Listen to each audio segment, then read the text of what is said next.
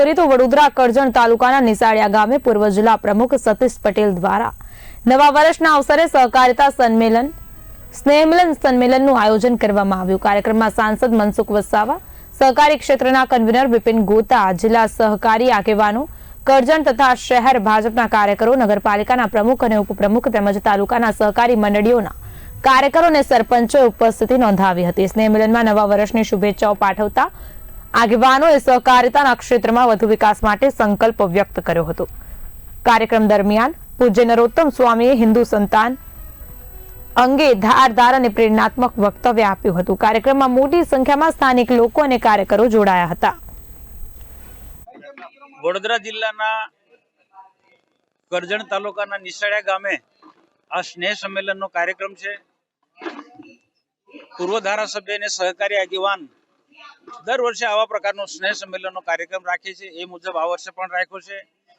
આ સ્નેહ સંમેલન રાખવાથી વડોદરા જિલ્લા અને ગુજરાતના સહકારી ક્ષેત્રને ખૂબ મોટો ફાયદો થવાનો છે અને થાય છે।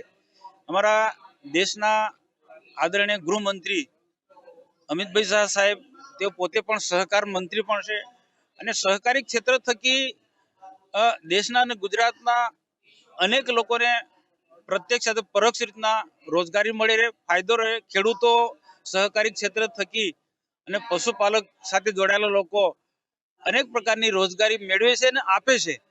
તો આજે વડોદરા જિલ્લાનો કરજણ તાલુકાનો નિસાળિયા ગામનો સ્નેહ સંમેલન એ અનેક લોકો વડોદરા જિલ્લાના અને કરજણ વિધાનસભામાં આવતા બધા લોકો ખૂબ મોટી સંખ્યામાં ઉપસ્થિત રહેવાના છે। સહકારી આગેવાનો, સહકારી ક્ષેત્ર સાથે જોડાયેલા લોકો। તો આ સ્નેહ સંમેલનથી આવનારા દિવસોમાં ચોક્કસ જબરદસ્ત મોટો ફાયદો થવાનો છે। જ્યારે સાચા અર્થમાં દેશના પ્રધાનમંત્રી નરેન્દ્રભાઈ મોદી સાહેબ 2047 સુધીમાં દેશને વિકસિત ભારત બનાવવાના છે, તો એમાં સહકારી ક્ષેત્ર પણ વિકસિત ભારતમાં એમનો પણ સહકારી ક્ષેત્રનું પણ ખૂબ મોટું યોગદાન રહેવાનું છે। તો આ સ્નેહ સંમેલન થકી બધા જનો એક જ આશય છે કે વડોદરા જિલ્લાના સ્નેહ સંમેલનમાં સહકારી ક્ષેત્રથી અનેક લોકોને રોજગારી મળે અને સહકારી ક્ષેત્રમાં સાથે જોડાયેલા લોકો આવનારા દિવસોમાં પોતપોતાના પ્લેટફોર્મમાં ખૂબ આગળ વધે એ બધા એકબીજાને શુભેચ્છા પાઠવવાના છે।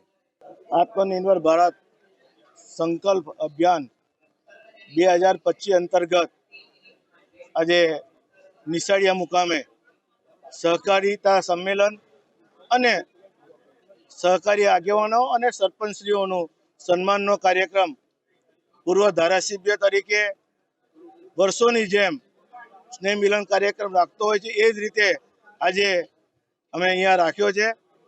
એમાં અમારા ડેરીના પ્રમુખ, ઉપપ્રમુખ, અમારા સંસદ સભ્ય મનસુખભાઈ તેમજ ગુજરાત રાજ્યના સહકારી સેલના કન્વીનર અને ગુજકો મહેસૂલના ઉપપ્રમુખ એવા અમારા બિપિનભાઈ ગોતા પણ અહીંયા આજે અમારી વચ્ચે હાજર છે।